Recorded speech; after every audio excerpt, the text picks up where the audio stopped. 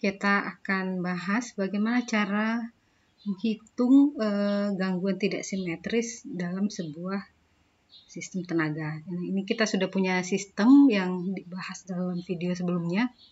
Sistem ini terdiri atas sebuah generator yang melayani sebuah beban, bukan mesin ya, jadi sebuah beban biasa. Dan kita sudah mempunyai rangkaian urutannya, rangkaian urutan positif, rangkaian urutan negatif, dan rangkaian urutan nol. Nah, kita akan menghitung jika terjadi gangguan satu fasa ke tanah pada bas 1 di sini. Berapa besar tegangan dan arus di titik gangguan. Untuk melakukan perhitungan gangguan satu fasa ke tanah, kita membutuhkan ketiga rangkaian urutan ini. Dan ini kebetulan pemodelan beban pada analisa gangguan itu biasanya diabaikan kecuali bebannya berupa motor-motor besar ya. Jadi kita bisa buang sebenarnya elemen beban di sini dan di sini. Ya, walaupun bebannya tidak ada, walaupun bebannya nanti kita biarkan, dia efeknya juga tidak akan berpengaruh dalam perhitungan. Baik, kita akan mulai. Jadi kita akan menggunakan ketiga rangkaian urutan ini untuk perhitungan kita. Pada gangguan satu fasa ke tanah, ekivalen dari sistem itu akan dibuat dalam komponen urutan positif dan negatif yang terhubung seri. Jadi kita mulai dengan ini rangkaian urutan positif. Kita salin dari gambar ini. EMF, reaktansi dari generator, reaktansi sinkron, dan gangguan terjadi pada bas 1. Ya. Sebenarnya kalau gangguan terjadi pada bas 1 ini akan tidak berpengaruh ya, karena tidak ada komponen elemen sumber arus di sini. Tapi kita gambar saja untuk memperlihatkan. Jadi ini bas 1 di sini, bas 1. Kemudian ada reaktansi dari trafo, saluran, dan beban. Beban kita hilangkan saja ya, karena umumnya kita mengabaikan beban bukan mesin pada representasi gangguan. Ini bas 3. Nah, kemudian rangkaian urutan negatif kan kita akan gabungkan nanti secara seri. Urutan negatif kita juga buang elemen bebannya. Jadi ini nilainya J0,12, J0,1, J0,1. Ini juga J0,12, 0,1, 0,1. Ini bas 1 ya. Nah, kemudian rangkaian urutan 0. Ini rangkaian urutan negatif, ini rangkaian urutan 0.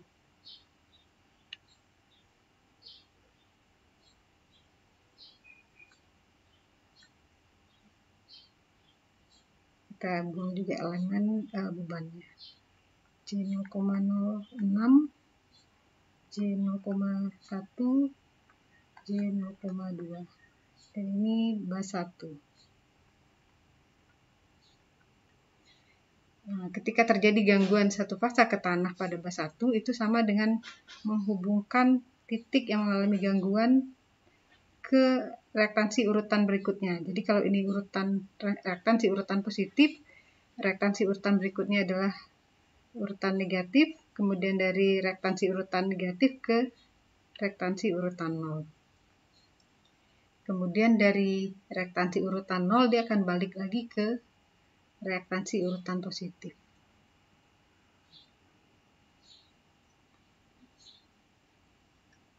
Nah, ini rangkaian yang membentuk representasi untuk gangguan satu fasa ke tanah pada bas 1. Kalau kita lihat dalam rangkaian ini, maka elemen-elemen yang ini akan menjadi elemen yang tidak akan dialiri oleh arus. Demikian juga rangkaian ini dan rangkaian ini. Jadi arus itu hanya akan mengalir pada pinggir ini dan ini. Jadi dia membentuk sebuah rangkaian seri. Nah, maka arus yang mengalir di sini itu akan sama dengan IA1. Arus yang mengalir di rangkaian urutan positif juga IA1. Arus yang mengalir di rangkaian urutan negatif itu adalah IA2. Dan arus yang mengalir di rangkaian urutan 0 itu adalah IA0. Nah, karena ini rangkaiannya adalah seri, sebenarnya kita bisa lihat bahwa IA1, arus yang mengalir di rangkaian ini kan cuma satu macam ya. Jadi IA1 itu akan sama dengan IA2 dan akan sama dengan IA0. Jadi pada gangguan satu fasa ke tanah, kita punya IA1 itu akan sama dengan IA2 akan sama dengan IA0. Nah, bagaimana kita menghitung nilainya? Kita bisa langsung hitung dengan menggunakan rangkaian urutan yang ini ya. Jadi ini kita akan selesaikan. Jadi IA1 atau IA2 atau IA0 itu sama dengan sumber tegangan cuma ada satu, yaitu dari generator E dibagi dengan impedansi urutan positif, impedansi urutan negatif, dan impedansi urutan 0. Kita anggap sebagai Z saja ya, Z urutan positif tambah Z urutan negatif tambah Z urutan 0. Ya, walaupun di sini hanya ada X sebenarnya karena R-nya diabaikan. Dan kita bisa asumsikan bahwa tegangan E itu adalah satu sudut 0. Ini digunakan seperti itu. Dan kemudian impedansi urutan positif adalah J0,12. Kemudian impedansi urutan negatif juga J0,12. Dan impedansi urutan 0 yaitu J0,006.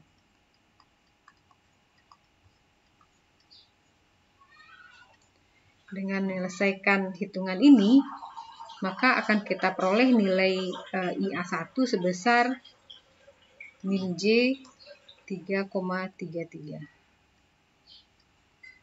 per unit. Nah, kemudian untuk menghitung tegangan, ya ini IA1 akan sama juga dengan IA0 dan IA2.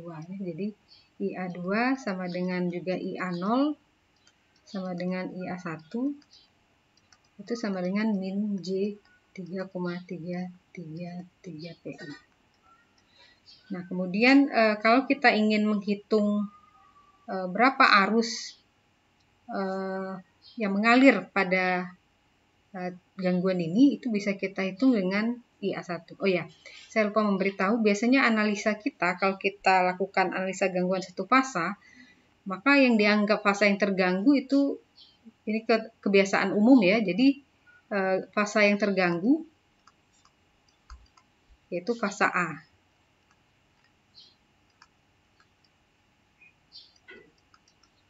Maka arus yang mengalir di fasa A itu akan sangat besar ya. Jadi ini IA.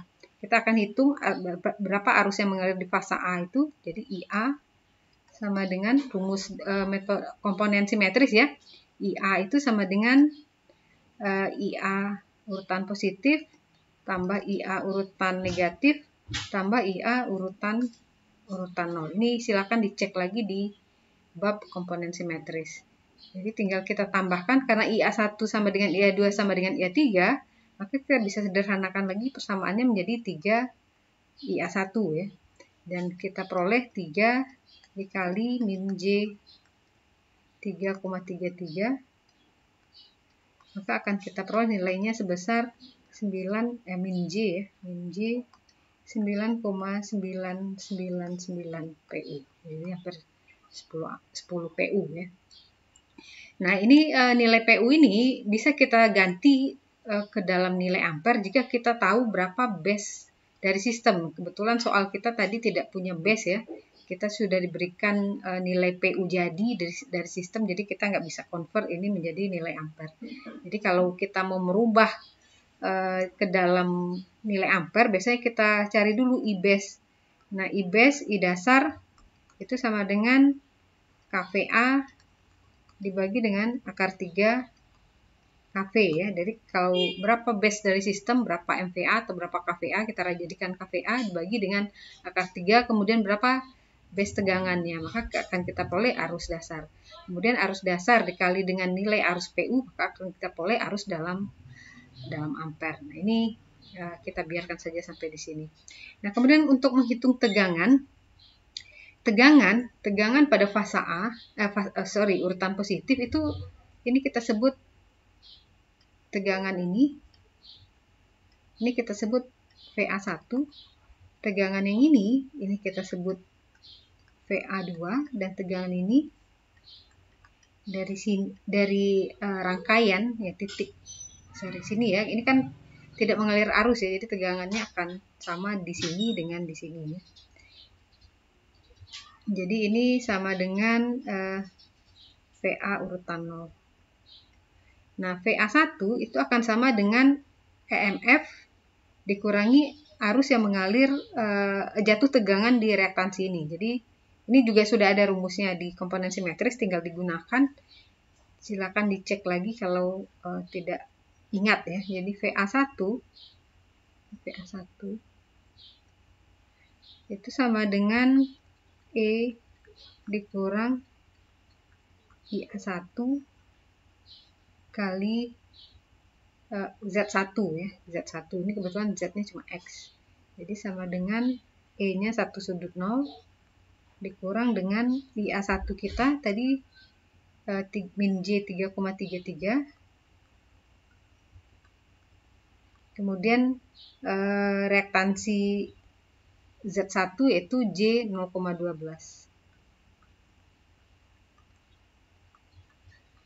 Maka akan kita peroleh nilainya. Silakan dihitung sendiri. Kemudian VA2 itu sama dengan minus, ini ada juga rumus di komponen simetris ya, kalau mau dilihat kembali, minus IA2 dikali Z2. Jadi akan kita peroleh IA2 min J 3,33 dikali dengan Z2 yaitu J 0,12. Silakan dihitung sendiri. Kemudian VA urutan 0 juga sama, min IA0 dikali dengan Z urutan 0. Itu sama dengan min J 3,33 dikali dengan J 0,06. Nah, maka akan kita peroleh nilai VA1, VA2, dan VA0. Kemudian VA tinggal kita hitung, itu sama dengan VA1 tambah VA2 tambah VA0. Nah, kemudian kalau kita mau menghitung VB dan VC, kita tinggal gunakan juga rumus yang menghitung VB dan VC menggunakan komponen urutan positif, negatif, dan 0 dari VA. Nah, kemudian ini arus pada fasa A, karena fasa A yang terganggu. Fasa B dan C itu akan kita peroleh arusnya nanti akan sama dengan 0. Karena ini ketika terjadi gangguan pada fasa A, maka arus itu akan mengalir semuanya kepada fasa A. Dan fasa B dan fasa C arusnya akan 0. Ini bisa dicek juga. Kita bisa menghitung nilai IB dan IC dengan menggunakan rumus pada komponen simetris dengan menggunakan IA0, IA1, dan IA2 yang kebetulan nilainya sama. Jadi tinggal digunakan, kita akan bisa peroleh nilai VB dan VC.